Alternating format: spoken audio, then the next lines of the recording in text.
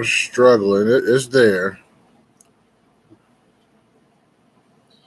We hold these truths to be self evident that all men are created equal, and they are endowed by their Creator with certain unalienable rights, that among which are life, liberty, and the pursuit of happiness. Unfortunately, those words were first uttered when a large group of people that were in this country weren't even considered people, were in this country, and they were not afforded those rights.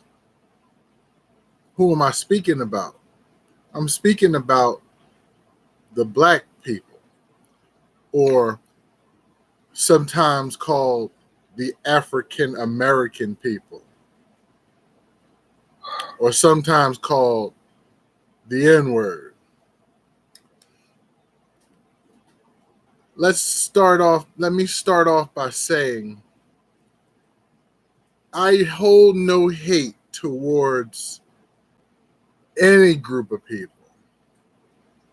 I don't hate black people because for me to hate black people, I would have to hate myself. I would have to hate my mother because she's black, and my father because he's black, and my grandparents, and my siblings, my spouse, my children. So, with all that being said, welcome to American Culture Topics. I'm your host, Mills Lane. Joining me, Trap Gardner. How you doing today, Trap? I'm doing just fine, man. All right. So before we get started, yesterday was very tumultuous in the city, as we had 6 police officers end up getting shot trying to serve a warrant. This made national news, and the suspect was taken into custody 7 hours after the incident.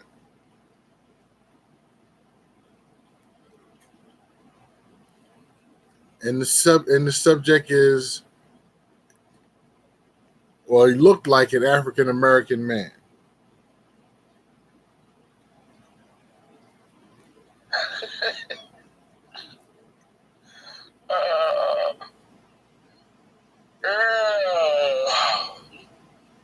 Really? Yeah. Well, Trap. I have my inside sources Inside sources. that claim that this guy had so much weaponry, it was crazy. I mean, he could have potentially kept going for 100 days and 100 nights. Shit. That's how much the shit he had. Yeah. Well, let's move on from that. I mean, that's fair. No, because it was big news. It's from our part of town, and I just don't. I don't want it to be glossed over. Um, Here at American, I just want to say here at American Culture Topics, we don't have any ill will against the police, but at the same time, we don't support stupid police.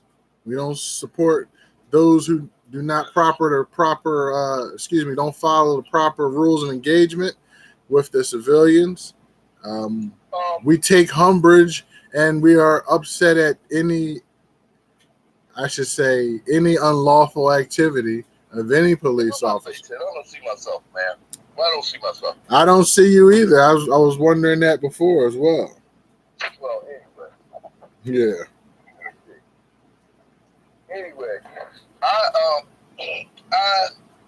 understand what you said, but it's like that story has so many layers that I don't think we have time to get into that shit. That's why I want to gloss over it. I mean, yeah, it's fair. I was just doing a little bit of show promotion. I would You just say know, feel you know, free. let's get Yeah, the hell you off can that feel subject. free. Yeah, well, Go back to that. you can But talk about something else. I could give you some first-hand knowledge of some of the stuff that went down over there yesterday. First-hand knowledge. I know which comes stuff from what I know to be the truth in American culture. Okay? Okay. Hello? Oh yeah, I heard you. Oh, okay. Because you ain't gonna get the truth about that story on the what you call. What the real truth? You gotta go to Trap. Because Trap got the real truth. The whole truth and nothing but the truth. You know? Yeah, well, like I said, if you don't feel comfortable talking about it, that's fine. I'm comfortable talking about it, but you know, a lot of people, we're gonna do another story today, right? And this story here about this thing would have to take more than the time we had, because this is a whole show. This guy, and what happened with the police and everything else would take a whole story, dog, a whole hour. You know what I mean? Yeah, it was like a 7-hour standoff, so I understand what you're saying. Okay, so we're gonna do the story on this, and we're gonna back off the other story. No, we're going to do African American culture. All right, yeah. Well, anyway, all right, let's go ahead. I'm serious. First-hand knowledge, you know what I mean? Well, First-hand knowledge, eyes on. if you don't want to, I'm okay. How about you just let's go start over and salute to Jean-Paul Shelton and Blue Label Multimedia. Real quick, what do you think of when you hear the term African American culture? Oh man, it's a myriad of things. Like for me, and I'm old school too. You know, I'm a little older than the rest of y'all mother. So I'm thinking like James Brown, Black Panthers. You know, I'm thinking things like that.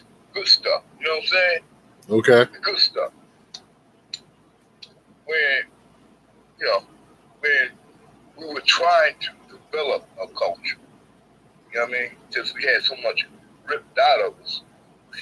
There was a time when black folk in America tried to develop their own culture. They stepped back from what the white man was putting out. You know what I'm saying?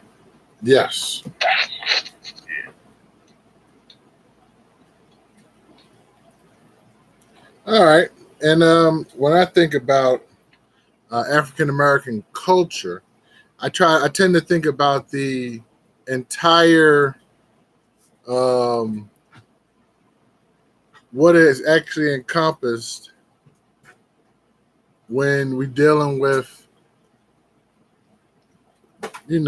black people, their not only their experiences but also what they bring to American culture. Really? You know, But so we got a list of things we pointed out, and we're going to try to go in the same direction we did last week, where we put together some ideals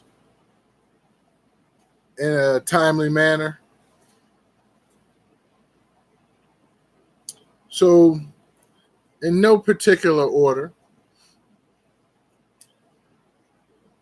let's start with cultural appropriation. That's a good one to start off with. Cultural appropriation? Yes. So, when I think of cultural appropriation, I think about like somebody who, let's think of the great African American known as Chuck Berry. So Chuck Berry, he brought a new sound to the music scene. It was a lot of dancing and guitar and rhythm, and most would call it rock and roll. I would. Right. And it's a derivative from the blues, which is also African American music. So it doesn't stay African American music because you have somebody like Elvis. I'm just using him as an example because he became the so-called king of the rock and roll. And that is something that I just found kind of interesting, whereas there was a cultural appropriation being done. That's not the only example. We see it with hairstyles. And we see it just in an overall, where people want to be, and they say want to be like us until it's time to be us. So it's kind of where I'm at on the cultural appropriation piece is where we'll find video games. Here's another example. The game Fortnite. They would have the characters do dances, and these dances they would take from the new age rappers and entertainers who are doing these dances, and they're selling the dances to the game players without giving any of the dance creators any money. Well, that's nothing to do, Yeah, that's a part of American culture. and exactly, and it's a big part. To the rich.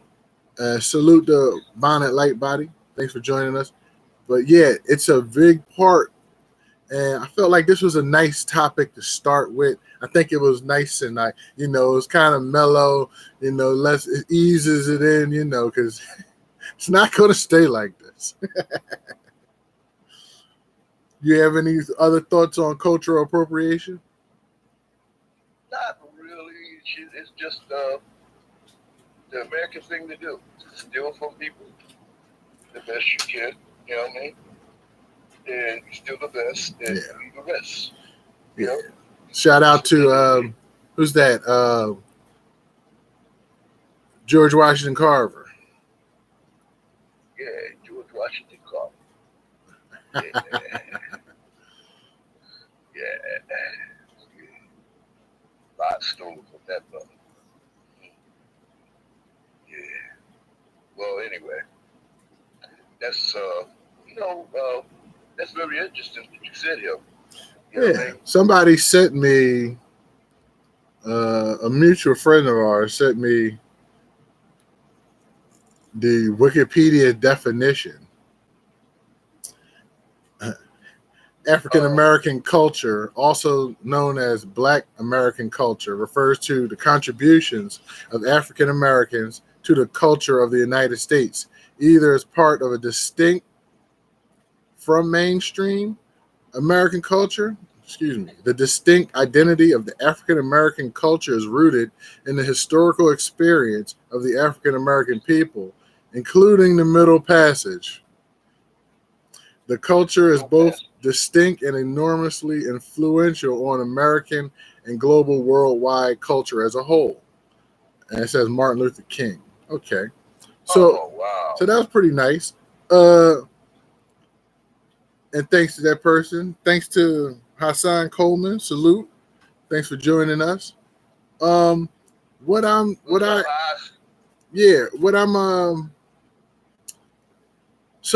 that's a nice way of looking at African American culture.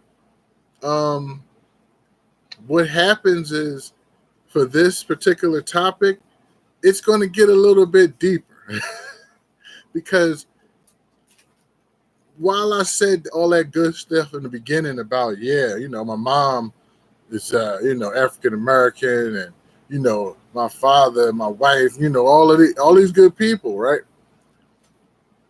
Yeah, The whole time frame has to, if you go back further and further and further in history, you'll understand that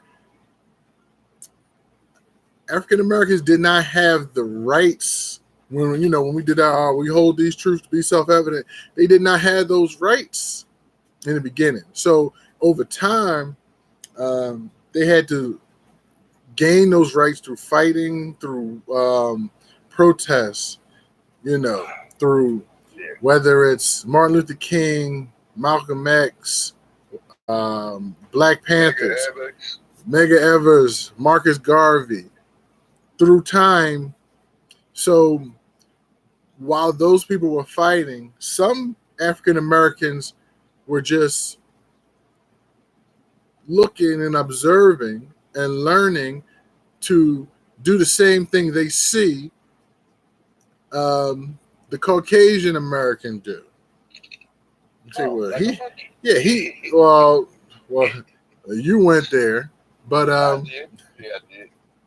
I'm just saying it from a standpoint of a lot of cultures that we notice in the African American community today are learned cultures.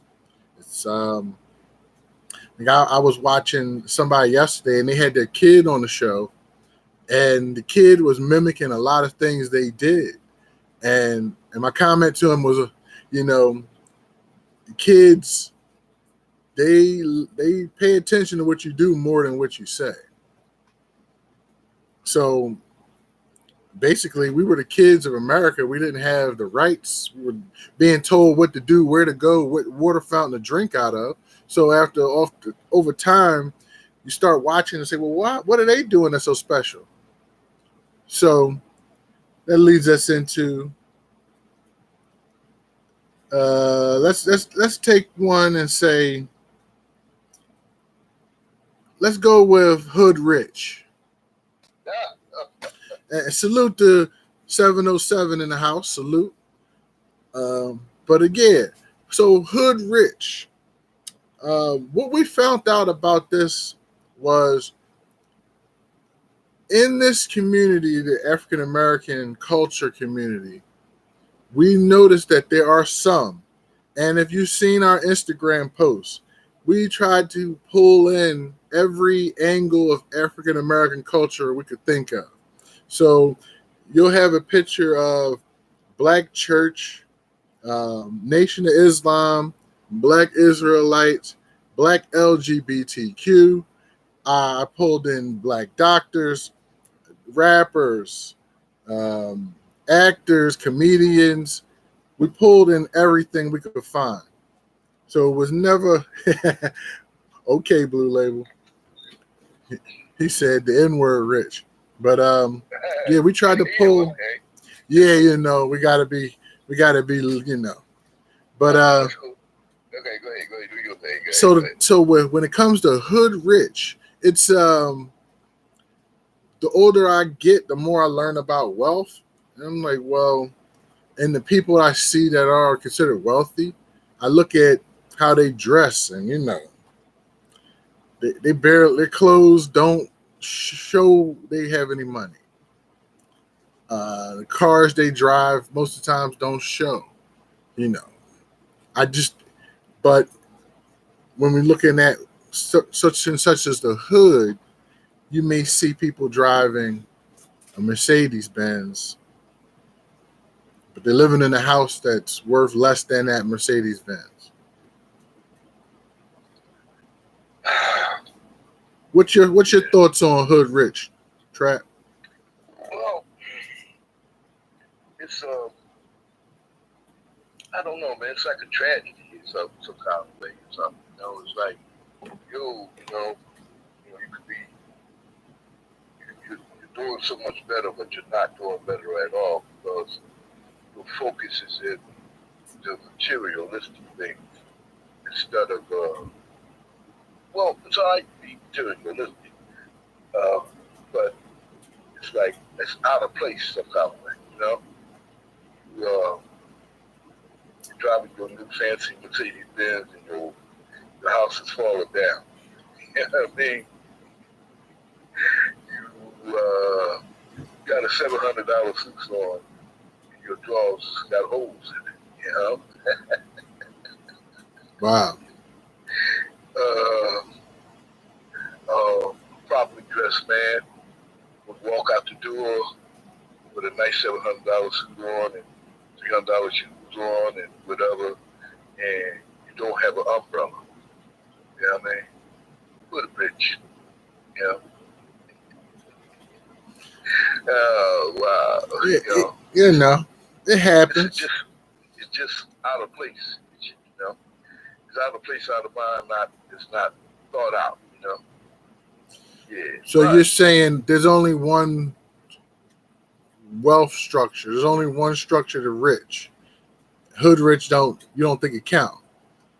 No, it counts. It actually does. It counts. And economically, it counts to someone. It's lying in somebody's pocket. You know what I mean? Yeah, and salute to Tom. Tom says you can't buy knowledge. You can buy knowledge and shit. You go to fucking school and shit. Oh, okay. College. Well, like I said, I just dropped something. A phone. I'm about to disappear off screen for a second. Yeah. All right. So yeah, so when it comes to hood rich, we see that in the culture as something that can be fixed, right? Right. Yeah, it can be fixed. Yeah. Well, when you're hood rich, I think it's not a problem if we go to our next topic. If you spending the money in your community, with your community, with your fellow culture members. But we noticed in the African American culture of today, I call this one shipping wealth to others. It's basically in our neighborhoods that are majority African American. We don't have the amount of stores that actually meet up with our needs. So our neighborhood will end up having stores ran by people from other cultures, whether they're Indian, Latino, Hispanic, Asian, as in Asian Chinese, or a group we'll get to later, real African Americans. So, Trap, why do you think it's such an abundance in African American culture to support businesses that are not African American culture or Black culture? Because it's easy. The hood rich will to drive you to buy the Mercedes or buy the Jag and whatever it is still live in the hood, when you could actually have opened up a business with that kind of money. You know what I mean? And it's discouraged to do that. You know what I mean? Somehow or another, it is not looked upon as a... Hello? Yep. Am I back? Yep. Okay. Well, it's not looked upon a good deal economically to go ahead and try to open up your own business. Matter of fact, you're discouraged in that. You know, it'll be somebody saying, "Oh no, you ain't gonna make no money doing that. They're not gonna buy from you, whatever." You know what I mean? All kinds of stuff like that. So this is like a little undercurrent of disapproval when they see you try to do something like that. You know what I mean? It's always frowned upon and looked down upon. So getting a business started in the hood is almost as hard as trying to become an astronaut. Now, I've seen successful Black businesses before. Many of them. But many of them. and I know one thing for certain. It feels as though, like I said, I'm only speaking from the African American culture experience. I've seen people gravitate to businesses more after they've gotten those businesses have gotten A, established, and B, like stamp of approval by a lot of different people from other cultures. I think those two combinations have really shown to work in the African Americans' business favor. But like I said, you give your child an allowance, say $5 a week. There's nowhere they're gonna go if you give them the money and you let them go in their neighborhood. They're gonna find a store in the neighborhood, and there's gonna be a store, and 9 times out of 10, it's not ran by an African American. Exactly. For this cause here, African American.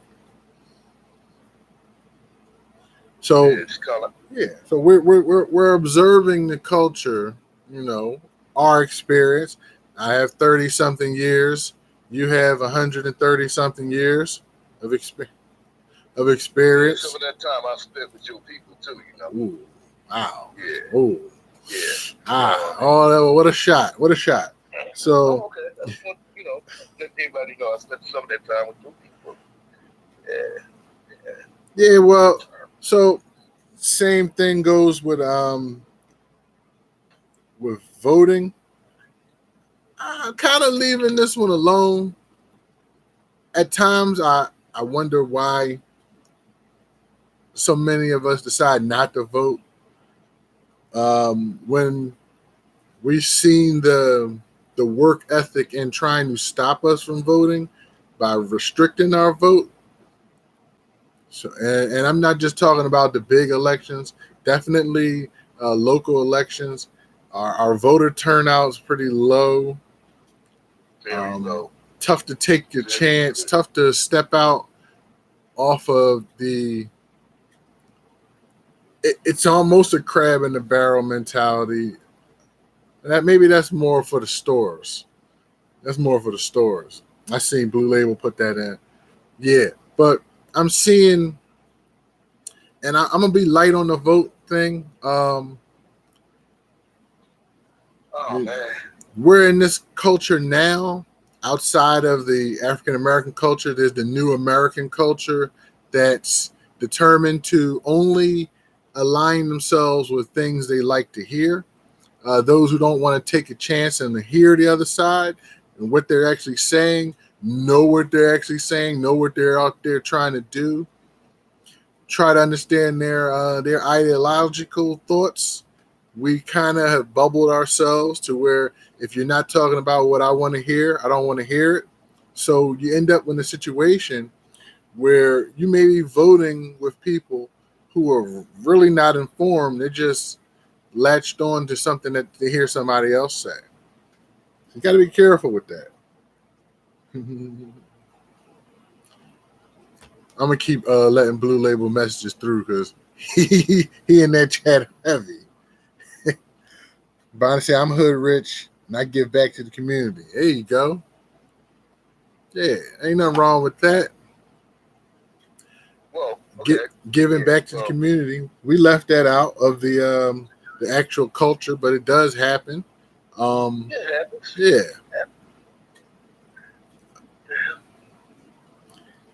Kids be getting me for $1 when they out there with holding the football helmet. They be getting me. Well, but so yeah, so where should we go next? I'm looking at and salute to D Holla. So sometimes I'm gonna set this one up, Trap.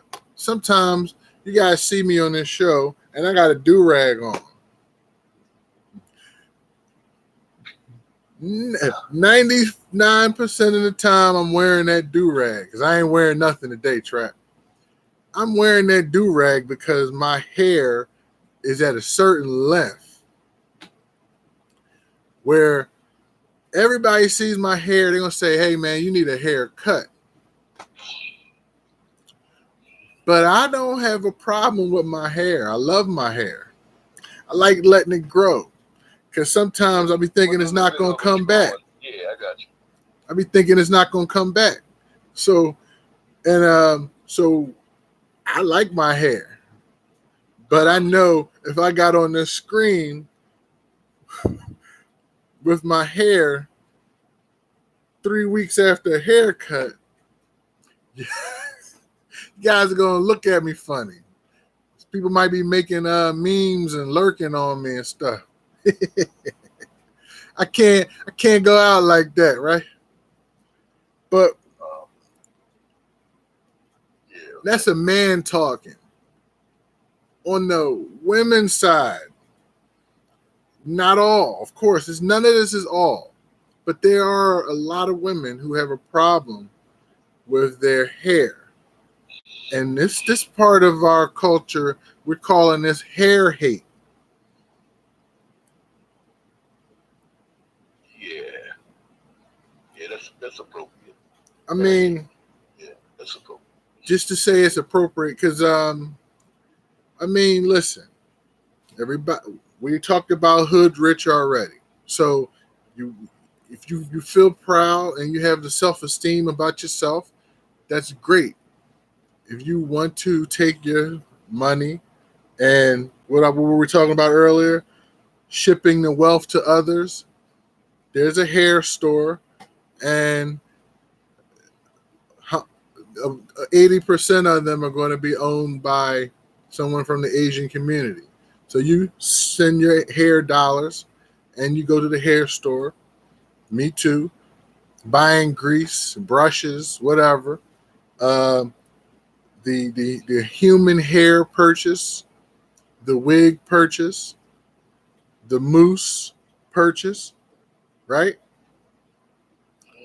All of that could be considered hair hate. Well, some of it. Some of it. I know. So what makes you think is it does it really go all the way back to acceptance, where the straightening of the hair became a big deal? Yeah. Well, we have very unique hair. We really do. Our hair is very different than all others. African American hair is different. It's very protective. It's a very protective layer. Uh, you know, it's very beneficial to us. Uh, the natural hair is very, very beneficial to us. And it was a time when people laughed at it. But then, like, I've seen a picture of one of the brothers who was talking about earlier, Frederick Douglass. And I looked at his hair and I said, he's wearing a bush. Yeah, I mean. So Frederick Douglass wearing a bush. Yeah, he was wearing a bush. You know what I mean? He was wearing a bush. He had facial hair. He let that grow. He was taken care of. It wasn't wild, but he had natural hair. You know what I mean? And I was like, okay, so even back then, we was wearing natural hair. But at the same time, even back then, straightening comb came into play. They used to make this soap down south. It was homemade soap. They called it lye soap. Somebody accidentally put some of that in their hair back in the day and noticed that their hair was straighter after they washed their hair. And this natural soap called lye soap. It's a few ingredients in it, very few ingredients. And they started washing their hair with it. And what happened was their hair was straight. It was straight. African American hair. then it became more and more of it, and more and more and more of it. And next thing you know, if somebody jarred it, started selling it, and then they called it relaxing your hair. You know what I mean? Hair relaxer. Hair relaxer. But that's how hair relaxer was born. It was born out of this homemade soap that they used to make, and it was called rye soap. Um, and that's what it basically was, my soap. So anyway, it became this big thing, and then hair relaxer came along. Next thing you know, when it was like, man, it was years, like in the '70s before I saw uh, natural hair again. Late '60s and shit, early '70s. That's when I first saw it again. You know what I mean? I said, oh wow, that's what it looked like without that shit in it, huh? God damn, I like that shit. You know what I mean? I like it so much that any woman I deal with, we're gonna have to make a deal. Either you wear natural hair or I keep it moving. You know what I mean? Uh, well, anyway. Yeah, I like, I told you, I like what I see when I met, whatever hair I met you with, that's the hair you gonna keep, or I'm gonna always like. So Yeah, okay. That makes sense, I guess. It makes a lot of sense. It does. Yeah. But like I said, now you got this shit that's going on, this chemically treated hair, this store bought hair. You got man, you got a lot of stuff going on out with that. I mean, we could go on and on and on. You know what I mean? So I mean, and look, I don't ever turn around and tell, my daughters how they can and can't wear their hair. I feel as though you should be supportive. And, we had this discussion about the blonde hair, Oh, and I said, yeah, if since it's possible for a black woman to be born with blonde hair, I don't have a problem with it. but that's not No, totally 100% uh, uh, canon, then, brother. no, but Okay. if my woman want to wear uh, red hair, green hair, whatever, I don't care. If that's what she want. Well, I mean, there's always what they want. You know what I mean? Whoever hair it is, it's always what they want. You know what I mean? Yeah, It's, I don't think we have a problem with that. I think our problem is when it's just the fear of their own. You know what I'm well, see, saying? that's the thing it is. That's the thing about it. They put that into our women, the fear of their own. They put that in there. They would say, oh, well, there was offices and places and jobs that said, hey, you can't come in here with cornrows. You know what I mean? All right, Bonnet. He got the. Oh yeah, it was that's the problem right there. I mean, and I think that's actually the point.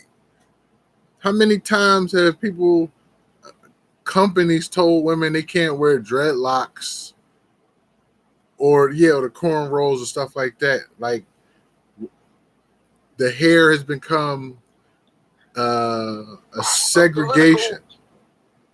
Yeah, political too. Yeah. It's become political, and like it's like, okay, so people had to go to court in order to wear their hair natural, right? And then a lot of them just gave up and said, you know what, I'm just going to conform to what their image of us should be. You know what I mean? So they just went along with it without not fighting back. You know what I mean? But uh, I could stand on the corner and the first of the month and wait till everybody run into one of those stores and hit that store and come out of there with at least 100,000 each. You know what I mean? Wow. Yeah, yeah. because I know they're going to buy this chemical mix and whatever. And not to say what the plumber is saying. The plumber man, like, yo, yeah, they're going to drop some of that shit in the drain, and they're going to have to call me up and get this shit out. You know what I mean? Because it just won't go away. All right. So yeah, that's a good point on hair. I forgot about the fact that, it's been politicized so bad, and people that plays a part in it. It's a big part of it. So as we said before, late to get the rights, late to life, liberty, and the pursuit of happiness. Very late to some of that stuff. Very disrespected in the Star Spangled Banner. Wanted to be is a group of people wanted us to stay enslaved, and they wanted to fight for it. But it didn't happen. So when you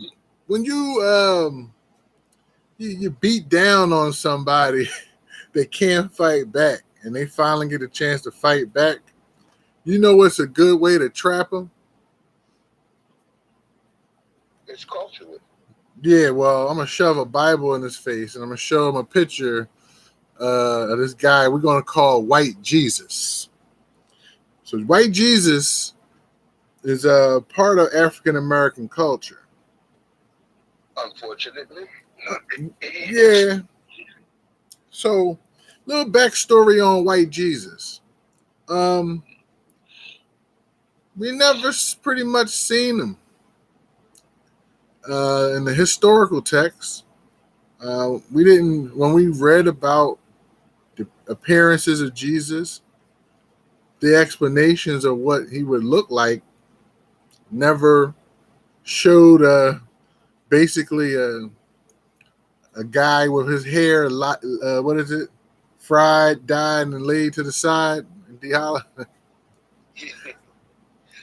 dyed, laid to the side. Yeah. So, it's in the book. The book tell you what Jesus looked like. Okay, but when it came to the painters and the sculptures, they turned them into something different, not the person that was described in the Bible. Yeah, they call this guy Caesar Borgodia or something like that. Salute Ruckus, radio podcast in the building. Yeah, so it was this Caesar guy, and he was a real questionable character. But you'll always see a picture of Jesus looking like this white man with his hair, all straight, looking like it's permed up. And he got a beard, and he's just like, hey, nice, and always resonated with me because I didn't really know as a child. You would just go to church, black churches, whether they're Baptists, whatever. Anyone that decided to have a picture of Jesus hanging up, over majority of them, there was a white guy. It wasn't until I watched the movie Malcolm X where somebody actually mentioned those passages where they talked about what Jesus looked like. And I started putting two and two together. I was like, wait a minute. This hair do what my hair do. Yeah, well, see, and this is the thing. See, culturally, we are been infused with their culture, and when we explore the culture of our own, then we start finding out things that are contradictory to what they've been saying the whole time. So somebody's got to be lying. You know what I mean? Somebody has to be lying. And then it always worked back. You're a revolutionary. You're a troublemaker. They call you all kinds. They put labels on you. You know what I mean? Once you decide that you're not going to follow their guideline of what we should be or shouldn't be. You know what I mean? It's like, it's kind of crazy and shit. You know what I mean? In a way. Because It's like the Frankenstein monster. You know what I mean? After the doctor got finished, you know what I mean? The monster wanted to destroy the master. You know what I mean? He wanted to destroy his creator. You know what I mean? And the creator couldn't understand why he would. Oh, why you want to do this to me, motherfucker? I made you. You know what I mean? So that's kind of what goes on in American culture. You know what I mean? It's like, okay, you make something, you try to tear it down because it tries to improve upon itself the best way it knows how. You know what I mean? And when you see that, you say, wait, hold on, you falling out of the way that I wanted you to be. I didn't want you to be like this. I wanted you to be like this. I wanted you to react like this. I wanted you to dress like this. I wanted you to speak in this way. You know, it's like, it's really crazy. You know what I mean? And then, you know, they say invitation is the best flirtation. You know what I mean? Form of flattery? Imitation is the best form of flattery? Yeah. Okay. So we did that for years, and then once we started to break away from that, they became very much upset about that. Yeah, like I always said about white Jesus, I always struggled to believe in somebody being treated so bad being white. Well, jeez, they was beating the man basically to death, making him carry crosses, telling him he lying, he ain't no king of no Jews, all that. They just spit on this man. They just treated him terribly. Nobody want to believe him until after he did something super. Yeah, that storyline always fit black to me. But yeah, it did. You know, when you read it, yeah. Like, yo, I'm not gonna beat too much up on Jesus' color because I ain't beating him. You know what? I don't need to beat up on his color. Jesus conveys messages for me to my father up there, so I ain't, you know, I just want to, you know, I feel as though in the African American culture, white Jesus plays a big part in mental thought. Mental slavery. Oof. Okay. Yeah, mental slavery. Yeah. Take the chains off. All right. You take the chains off, and then you tell everybody that God was white. You show them that, and they started believing God was white. All right. So I hear you, man, and then thank you. So let's move on. More African American culture. Yes, we all up in this world. I mean, it's a lot. Here's a fun one. Coons and Uncle Toms. Yeah, okay. How about Coons and Uncle Toms? Yeah, go ahead. From some perspective, somebody might think I'm an Uncle Tom speaking negative about the black culture experience. If I'm talking about if we were, like when we were talking about that fool yesterday that was held hostage in that house shooting at them cops. Now, like I said, I know I don't like all cops, but I don't like idiots at all, period. And idiot trumped cop yesterday. Trumped. And he messing with my my views on guns. That idiot yesterday, he you know, he put bullet holes in my gun theory. You know what? I didn't want to go there, man. I want to stay away from that. All right. Back to the cooning. Damn. Back to the cooning then. What's with the African American culture with the cooning and the Uncle Tom? What is that about, man? Why it happens on workplaces a lot? What is that about? Well, once again, when you mentally a slave, when you stay a mental slave, and then people they still consider, you know, they're still under their influence and shit, you know what I mean? So it's the chain have not been broken with some people. Okay, they're still in that mentality. Years boss. You know what I mean? Yeah, boss. What you call 'em? Boss gets sick, they get sick. They want to give the boss presents. You want to take the motherfucker that pay you, that supervise you, and buy him something. I mean, I see all kinds of ways that this works and shit. But what happens is people are chained up mentally. Their mind is chained up. It could be free. Someone could be actually free, but they don't know they're free. They don't understand they're free to make their own decisions and stand on something.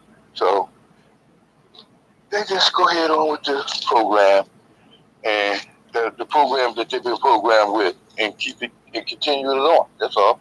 Yeah. It's a shame. It's a shame. Now, when I think about Uncle Tom's, I tend to believe that, they will never, they struggle to hear from a black person, to hear a black person tell them something. Like, I had people that I used to work with that I would tell them something, and to the T, and they would just look at me sideways, and then I would go and get, let's say, a Caucasian person to explain it to them, and I would tell a Caucasian person, I say, look, I told him this exact stuff, but I guarantee you he ain't going to hear me. He only going to hear you say it. And he would go to Caucasian and go talk to him, and then the guy would act like he understand everything he said. So the Uncle Tom, he's a lost one, because if there was ever some type of revolution, he will go Paul Revere for the opposition. He would warn them that we were doing something. Yeah, well, see, this is what I'm saying. So he's been programmed. He's been mentally enslaved to go along with the program. You know what I mean? And not break the program. So anything he sees as a break in what they want, he sees it as a negativity, and it must be stamped out. Now, as far as the coon, oh shit, the coon can be fixed, but a lot of times it takes a wake up call. So when I think of coons, I think of like people, who somebody who think they hood rich, but they decide to they buy things that nobody in their culture will buy. When I think of like coons, I think of somebody like a Floyd Mayweather who stayed, he's like, I'm buying Gucci. I don't care what y'all say. I'm buying Gucci. I think of like a Kodak Black. Yeah, I'm just naming a couple names. These people, they can persuade me different. But in my mindset, that's what I'm thinking of with the coon. Like I said, the coon can be fixed. I think the coon can be fixed with a life event. Yeah, well, like we'll see. I want to see how ASAP Rocky acts after he's gotten out of Sweden. He's no longer in Swedish jail. I want to see how he responds. Not to say that he was a coon before then. Yes, I was. But, yeah, well, he gonna stay a coon because now, see, they got him now. They got him because they had certain people in certain areas, speak up for him to get him out of jail. So now he's gonna feel beholden to get on his knees and go to the house and get up under the desk and suck his dick. You know what I mean? Whoa, what you mean, whoa, man? Shut your ass up, man. Been nice to these coons and shit, and these what you call them and shit. What you call them? Coons and Uncle Tom motherfuckers and shit, whatever, the coon of the decade, the coon of my lifetime, during my lifetime, was O.J. Simpson. O.J. Simpson, baby. Oh, that coon was a good coon too and shit, man. They loved that coon. You know what I mean? He would have lost his job eventually because you can't run through airports no more. Yeah, I mean, he still, but he was the epitome of the coon shit, you know. Yeah, OJ was on TV, man.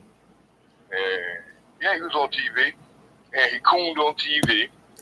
You know what I mean? He cooned everywhere he went. As soon as he took that uniform off, he started cooning everywhere. You know All what I right, mean? so we moving And on they from love that them. coon. Like we said, Uncle Toms, they are not to be trusted. Coons, they can be fixed, but it's not going to be us initiating the fix. No, it has to be them that are fixing the coon. You know what I mean? The All coon right, wake up one morning and so realize that, yo, I did everything y'all said. yeah, we got more trap. Um, we'll lightly touch on and lightly, lightly, and then we're gonna go to the dark side. All right, go ahead. So here's the perfect guy. His name is Michael Jackson. Rest in peace. When Yeah. okay, hold on. Salute to Mac J. Thanks for joining us. He said, "F your Phillies." Yeah, okay, okay. So anyway, so this fella Michael Jackson, he was brown skinned when he was a child, but when he was a grown man, he was like light skinned, man. Now he said it was because he had a skin condition. I believe him about vitiligo. But in the African American culture, there's this phenomenon that goes on, and I'm calling this section both self-hate and colorism. So what's so like I'm trying to put it together. But No, so you know what? Your problem is you're a sweet motherfucker. You know what I mean? oh, see, now that's the problem right there. Yeah, Cause see, that's right, because you sweet. no. Just go That's in, the exact. over here, and then you gonna go all soft and nice and shit. Why don't you just go into it See, and now, the way it is? and that's and trap, Trying to put it, and that's my problem. That's my problem with this whole colorism thing. I go on the internet and I see Prince, fine musician. Everybody likes his music, but he's always represented as soft. Really? Yeah, but I'm like, I didn't see that brother talk, man. oh no, because they like to say something like this how they got a picture of Prince holding his ear, and they like this how light skinned dudes hold their earbuds. Like, yo, what? So I be sitting there like, okay, maybe that's funny. And then I see memes about dark skinned guys, and they just show like teeth and eyes in a dark room, and they're like, this how the girl know when the dark skinned guy about to eat him out. I never seen that. Oh, it's okay. But I don't hang out with motherfuckers like that. So anyway, you don't have to hang out with them. I'm just letting you know, and you know. I don't hang out with people like that. I'm sorry, but there is a large amount in this culture that act like a certain skin tone is better. I know a lot of women that say the dark skinned guys are better. I know a lot of guys that say the light skinned girls are better. I know vice versa. I know the same thing on both sides. So it's like when we're talking about colorism, it has to be a conditioning. So we point to things like the Willie Lynch letter, right? Yes. Right. And then you know what? That should be mandatory reading for all African American or African descendant people. You know what I mean? And some of the Hispanics and the Asians should read it. It should be mandatory because it just shows how you can put a shackle on somebody's mind is much more better than trying to put a shackle on their wrist and their leg. You know what I mean? Because the shackle on the mind will lead to conformity. Yo, you back? Yeah, you ain't going nowhere. So anyway, it will lead to conformity. All you have to do is just put that shackle on the mind, and once you got it on there, it will stay from generation to generation unless somebody does a self correction. You know what I mean? And that really happens. The self correction doesn't come into play. You know what I mean? Yeah, and it's interesting because other cultures just see us all as the same thing. They're like, yeah, that's a black one. That's that person black. Man, yeah. See, that's the whole thing about it.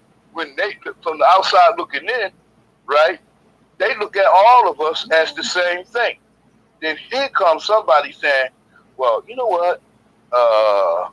You ever go down south? You ever go to the south, and you see that you walk into an office building or a bank or something, and notice that all the African Americans there, 99% of them, are very light skinned black people. You know what I mean? They're going to work there. They're the ones up front. And you saying to yourself, well, why is that? Because this darky over here is 20 times smarter than that motherfucker.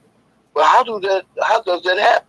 And that's a part of the putting the chains on a mind instead of physically putting the chains on. So they make you go through these hoops and shit, and jump through these hoops and pace yourself through this and shit. That's what it is. I mean, it is what it is, and you can fight it, and you can argue about it, and whatever. But the deal is that that's the way they work it. Yeah. That's the way they work it. Yeah, they so kind of shit. When it comes to colorism, I tell people, I say, it's stupid but funny. So if you're only saying it to be funny, I don't really care.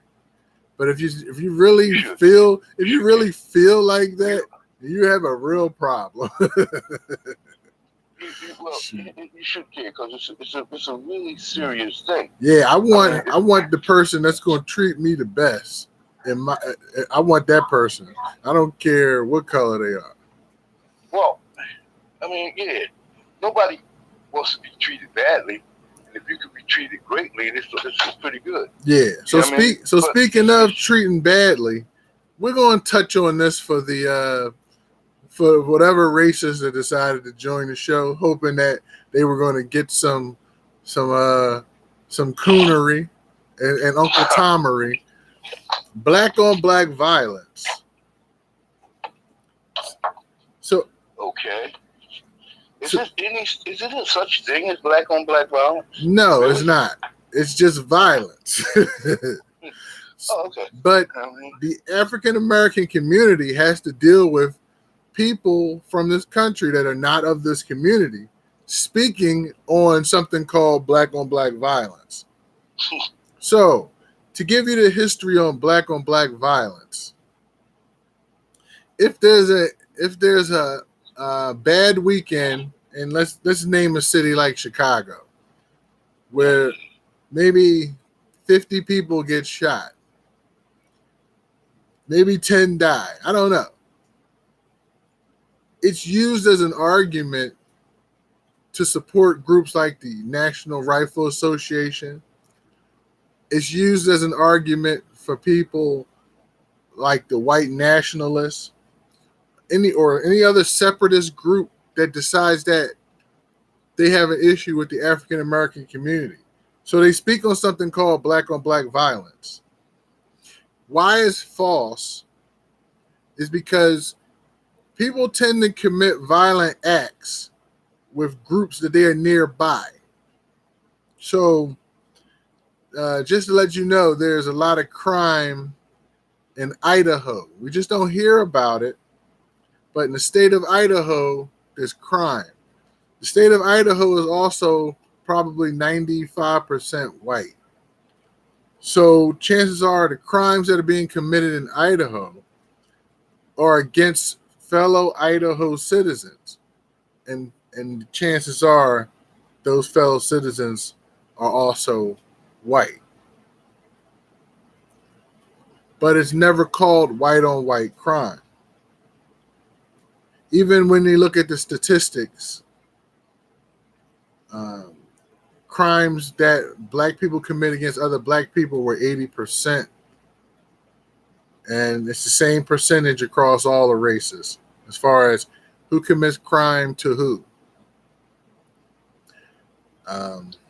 If I was living in the mountains of Pennsylvania, like the crab guy, and I was getting into a fight at a bar, chances are the person I'm fighting is a fellow white person. Just how it goes. Right. Well, like I said, this is just a made up thing. Once again, and then when you hear people quote it, right? Especially if you hear an African American quote it, he's been trained to accept this without looking at it, like looking at it for real. Like if you go to China and you say, "Oh wow, 100 Chinese people were robbed today." Who were they robbed by? You know what I mean? Yeah, other Chinese people. Yeah, right. India, the same thing, right? That's right. Since this supposed to be the melting pot, that's what they call it. But this ain't no goddamn melting pot at all, because everybody stand to their own. But okay, everybody stays to their own in America. Okay, the blacks stay with their own, the whites stay with their own, the Chinese stay with their own, the Indians stay with their own. But anyway, let's get to it. This shit. It's just bullshit, and the propaganda is that people want to accept it. You know what I mean? And that's what they do. They accept it. They accept for what they hear. You know what I mean? They just take that and say, okay, this is the way this go. Oh, yeah. You know what I mean? Yeah. All right. And, so we debunked black on black violence. So if you're ever exactly. if you ever talk to about it, that's the answer. There's no such thing. There's no such thing. It is. All right. You know? So also in African American culture, we put a lot of emphasis. I guess I spoke on this before. Being the last to get the rights to do things, we tend to study and follow after things we saw as a learnt culture. So America loves sports and entertainment. And in the African American community, the African American culture has done their part to provide athletes and entertainers. Anywhere you find athletics, you'll find an African American participant. On the Instagram, I used a post of Jesse Owens, winning his gold medal in Berlin, Germany, where Hitler didn't want to come down and congratulate him. And also, we have a picture of Muhammad Ali and Kareem Abdul-Jabbar. So, and I also have a lot of black comedians. What's up, Trap? No, I was saying. That's it. No, I said no. Oh. Talking to wifey.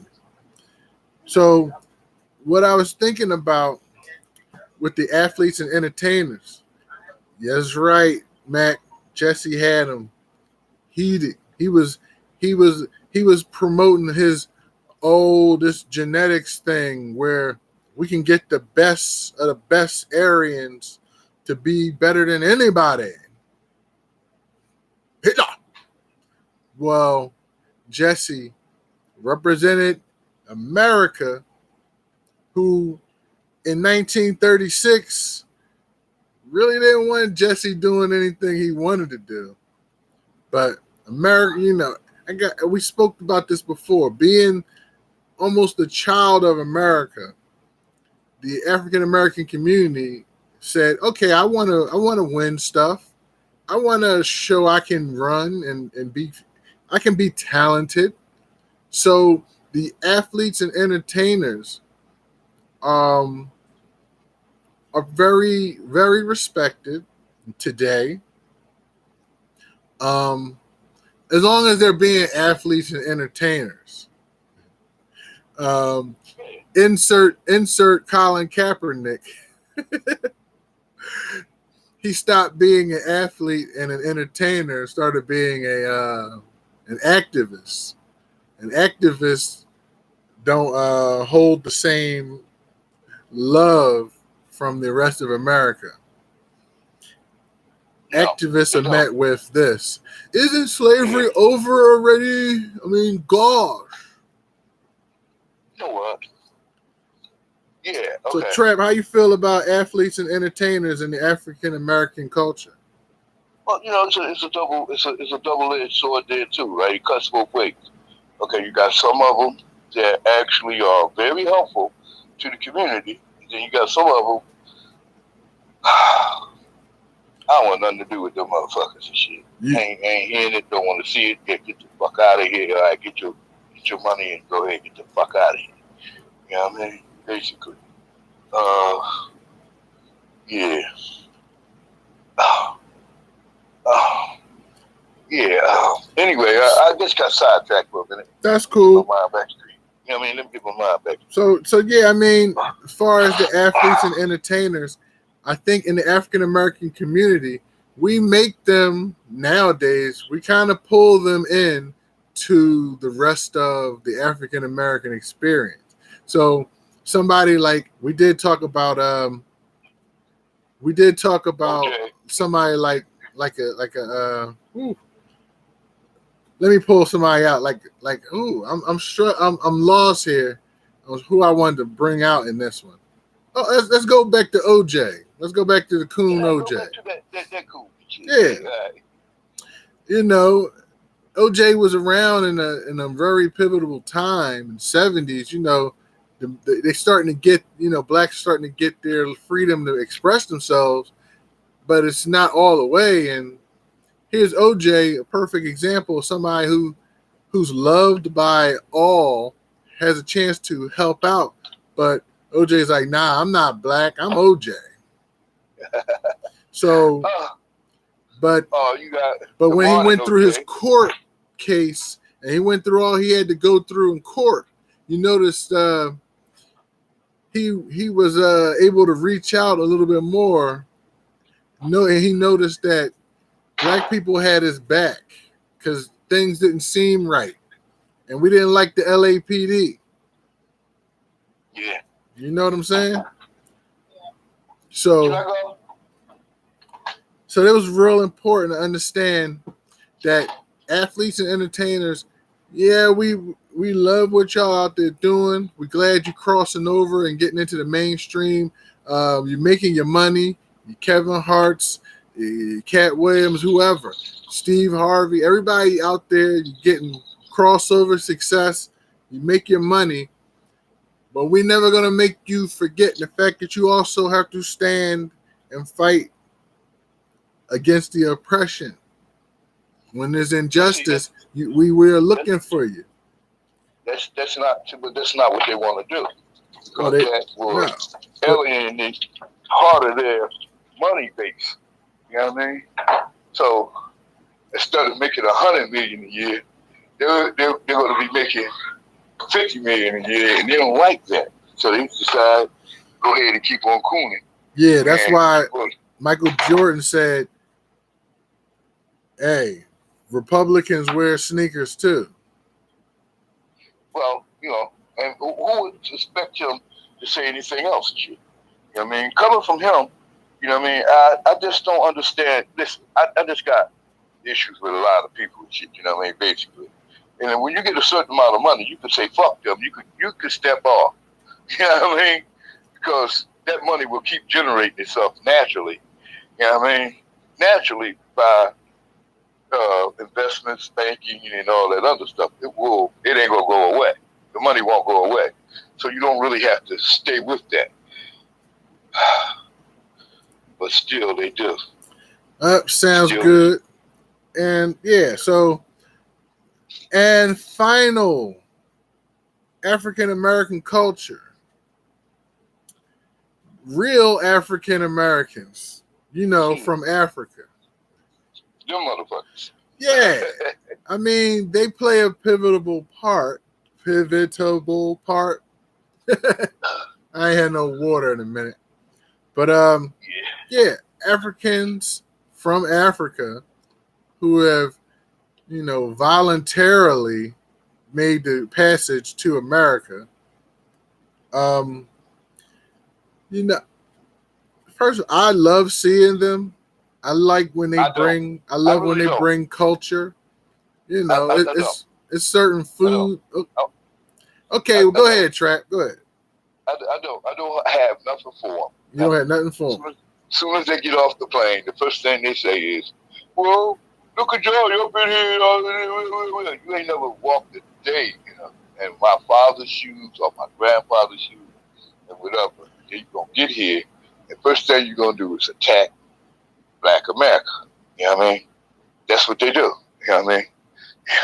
So they start attacking us as soon as they get here. As soon as they get off the fucking plane, 5 minutes they get off the plane, that's it. They're attacking us right away. You know what I mean? That's what I know of. That's it. You know what I mean? I'm not gonna lie. I remember seeing, talking to a younger fella when my daughter was a senior and in high school? No, freshman in college. And she had a friend. He was, of course, not born here. And I'm trying to talk to them about things like, what's my young boy name? Mike Jones down there in Sanford. Yeah. And I'm talking about police injustice and overall oppression. And he was quick to say, well, you guys got school, so everybody has an opportunity. I'm arguing with this kid like, yeah, there's opportunity, but there's also an underbelly of things that's trying to prevent and trying to cause friction and trying to cause issue. But he wouldn't understand none of that first year. By the time he was ready to graduate, his whole world changed because he was exposed. He got knocked upside his head. Exactly. Slammed up against the wall. Same thing. Told, you know what? That's what he gets. Right? That's the same thing I said about the coon. The coon can be fixed as long as he has a wake-up call. But well, go ahead. Yeah, well, I mean, I'm sorry to say, like I said, I ain't got nothing to do. I don't want nothing to do with none of them Africans, man.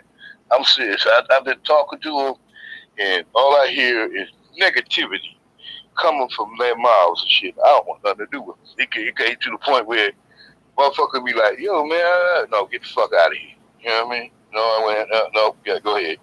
I ain't gonna deal with you. And they be like, yo, what's the problem with shit? And it's like, okay, you know what I mean?